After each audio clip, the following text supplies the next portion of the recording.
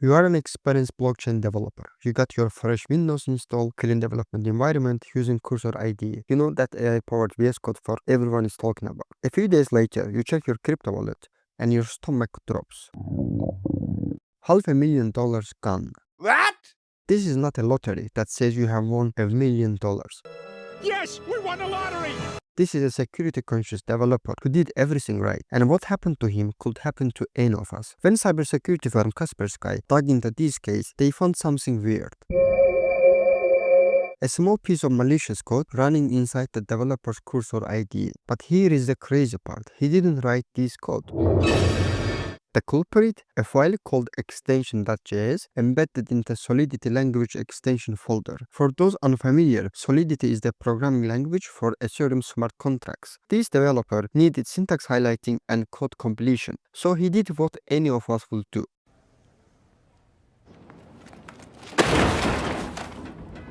He went to Cursor's extension marketplace and installed what looked like the legitimate Solidity extension. But this extension had zero functionality. No syntax highlighting, no code completion, nothing.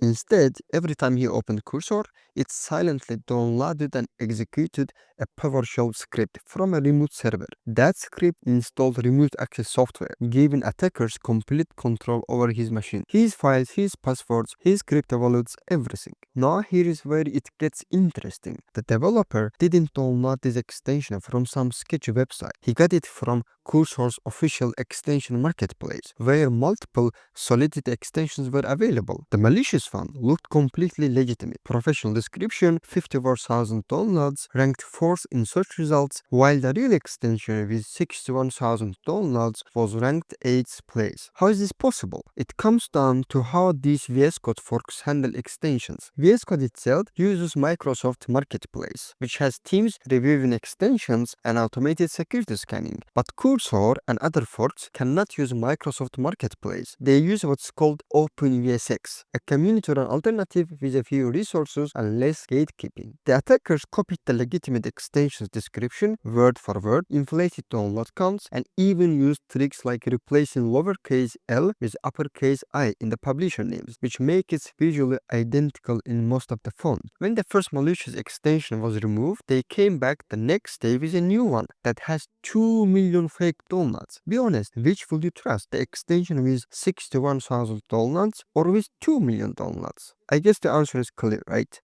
This attack reveals a fundamental issue with how IDE extensions work. Unlike browser extensions that run in sandboxes with limited permissions, IDE extensions need system-level access to function. They read your files, write to them, execute commands, access your terminal, connect to the internet, etc. Think about it. A syntax highlighter needs to read your code. A formatter needs to modify entire files. Extensions need power to be useful, but that same power makes them dangerous. And even if you stick to open source extensions, there is a still gap. The code you see on extensions GitHub is not necessarily what's running on your machine. The build process, which we can also name it as compiling, happens between source code and distribution. A malicious developer could maintain clean source code while distributing infected versions. The reality is we are running code from developers we have never met distributed through volunteer-run marketplaces. It's an amazing system that works most of the time, but attackers are getting more sophisticated. So how do we protect ourselves? Pay attention to the red flags. If an extension promises functionality but doesn't deliver, uninstall it immediately. Do not assume you will debug it later. That's